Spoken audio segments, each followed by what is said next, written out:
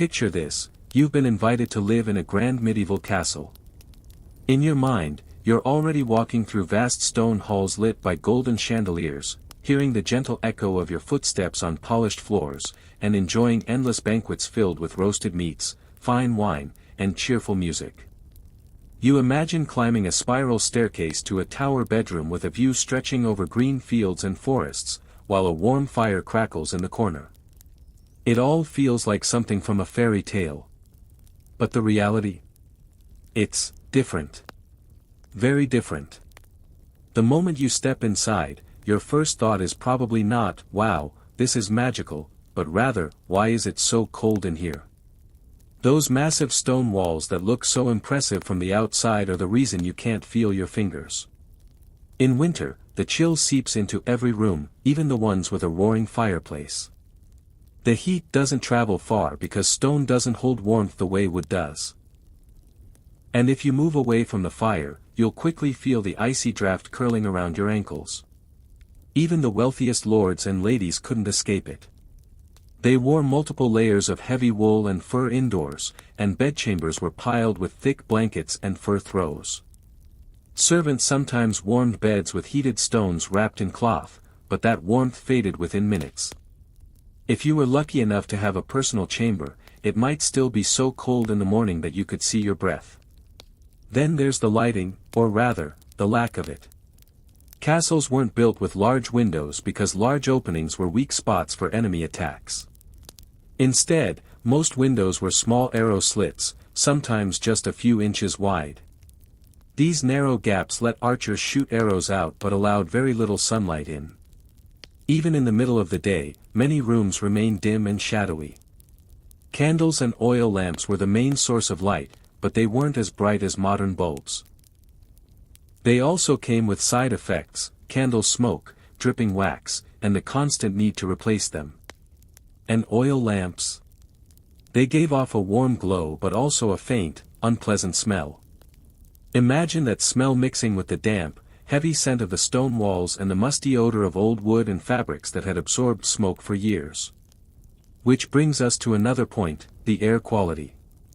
Castles didn't have modern ventilation, and fresh air was hard to come by, especially in winter when windows stayed shut. Without plumbing, waste disposal was medieval, to put it politely. Toilets, known as garderobes, were little more than stone seats with a hole in them, built into the castle wall so waste could drop down into a pit or directly into the moat below. The smell from these could drift back inside, especially on warm days. Now, combine that with the other sense of castle life: unwashed bodies, the sweat of workers, the smell of animals kept in the courtyard, smoke from fireplaces, and the aroma of cooking stews. It was an environment where perfume and scented herbs weren't luxuries, they were survival tools for the nose. And let's talk about sound. You might think a castle would be peaceful, but they were anything but quiet. Servants bustled about, carrying wood, hauling water, and scrubbing floors. Guards shouted orders from the walls. Blacksmiths hammered in the courtyard. Carts rattled over cobblestones, and doors creaked loudly on heavy iron hinges. When the castle prepared for defense, the noise level rose even higher: the clash of weapons in training, the stomp of boots, the sound of the portcullis being raised or lowered. Even at night, someone was always awake, patrolling, working, or tending fires. Now imagine trying to sleep through that, in a bed that might be a simple wooden frame with a lumpy straw mattress, covered by blankets that smelled faintly of smoke and damp wool. And then there's the food. Forget about fresh salads or soft bread hot from the oven every day. Castle meals were built around what could be stored or preserved. Bread was often coarse and dense. Cheese was a staple, as were salted meats, which could last through the winter. Vegetables, when available, were usually boiled into thick stews to make them last longer and feed more people.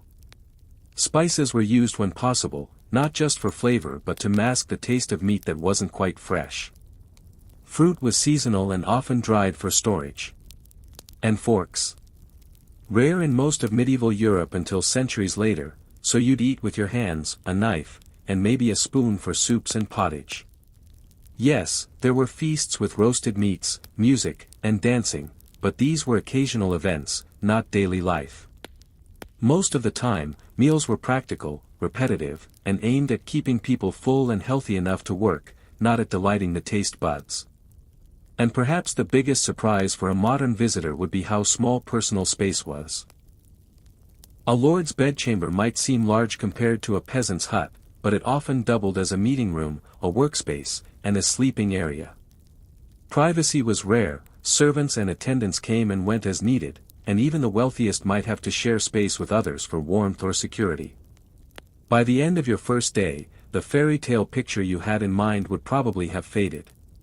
The castle would still be impressive to look at, but you might be huddled by the fire, wrapped in layers, wondering how anyone managed to live here year after year. And the answer? They didn't have a choice. For all its discomforts, the castle was the safest place to be in times of danger. And safety, in the medieval world, was worth a lot more than comfort. That if you somehow survived your first night in the castle, curled under layers of scratchy wool blankets, trying to block out the drafts and the sounds of footsteps echoing through the corridors, you might wake up thinking, all right. Maybe today will be better. But castle life wasn't just about enduring the cold. It was about routine, duty, and a strict social order that controlled almost every moment of your day. Let's start with the mornings. In winter, you'd wake up in near darkness, the air biting at your face. Servants rose before sunrise to light fires in the great hall and kitchens. If you were a servant yourself, your morning might begin with hauling buckets of water from the well, chopping wood, or scrubbing floors that were often covered in a mixture of mud, soot, and straw. If you were a lord or lady, your morning might involve warmer clothes, but not necessarily a more relaxing start. Attendants helped you dress, layering linen shirts, wool tunics, and sometimes fur-lined cloaks. The wealthiest might even wear silk imported from distant lands, but these were precious and reserved for special occasions. And remember, no showers. Bathing was rare. Some people might wash their hands and face daily, but a full bath was a luxury, often taken only a few times a year. Instead, people changed linen underclothes more often, because linen absorbed sweat and could be boiled clean. Herbs, flowers, and scented oils were used to keep odors at bay. Breakfast was not the feast you might imagine. Most mornings, it was simple: coarse bread, a bit of cheese, maybe pottage, a thick stew made from grains, peas, and whatever vegetables or scraps were available. Ale was a common drink even in the morning, because water sources were often unsafe to drink without boiling. The ale wasn't strong, more like a weak, fermented barley drink, but it was safer than untreated water. Once the day began, the castle came alive with activity. In the great hall, the largest room in the castle, meetings were held, petitions were heard, and meals were served. The lord might settle disputes between tenants, hear reports from his steward, or discuss defense strategies with his knights.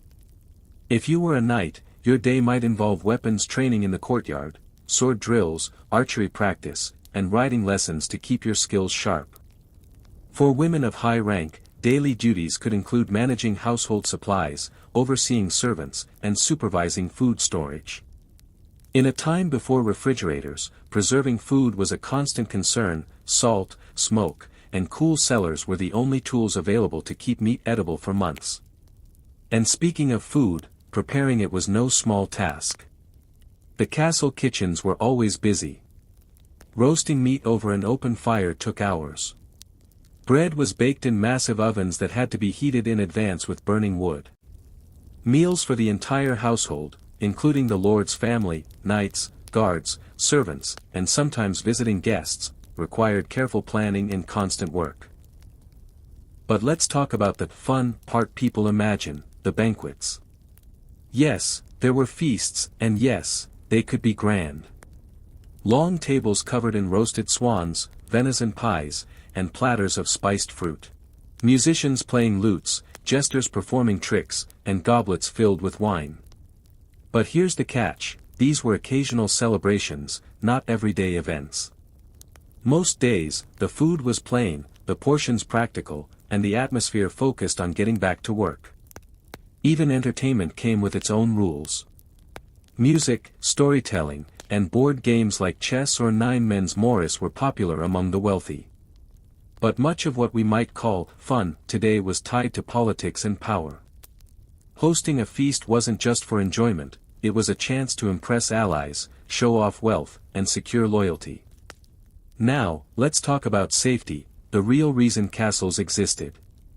From the outside, their tall walls, towers, and gates were symbols of strength. But inside, life could be tense. Everyone knew that at any moment, the castle might need to defend itself. Siege warfare was brutal and slow. Attackers could surround the castle for weeks or months, cutting off food supplies. The people inside relied on stored grain, salted meat, and whatever water could be drawn from the castle well. During a siege, boredom and hunger could become just as dangerous as enemy weapons. Daily routines were disrupted, and everyone, from the lord to the lowliest servant, had a role to play, whether it was manning the walls, carrying supplies, or tending to the wounded. Even children might help by fetching water or carrying messages. And despite all these dangers, disease was still the most common killer. The close quarters, lack of sanitation, and constant flow of people and animals meant that illnesses spread quickly. The Black Death in the 14th century showed that even the strongest walls couldn't protect against invisible threats. Nighttime in the castle was its own experience. Without electric lights, the halls were dimly lit by torches or small oil lamps. Shadows danced across the stone walls, and the sound of the wind whistling through narrow windows could be eerie. Guards patrolled, their footsteps echoing in the stillness. In winter, the nights felt long and endless, with cold creeping under doors and through the smallest cracks. If you were lucky, you could find comfort in companionship. People told stories to pass the time, tales of heroes, saints, and legendary kings. These stories were more than entertainment, they were a way to teach values, preserve history, and remind people of their place in the larger world. By the end of a full day in the castle, you might feel a strange mix of admiration and exhaustion.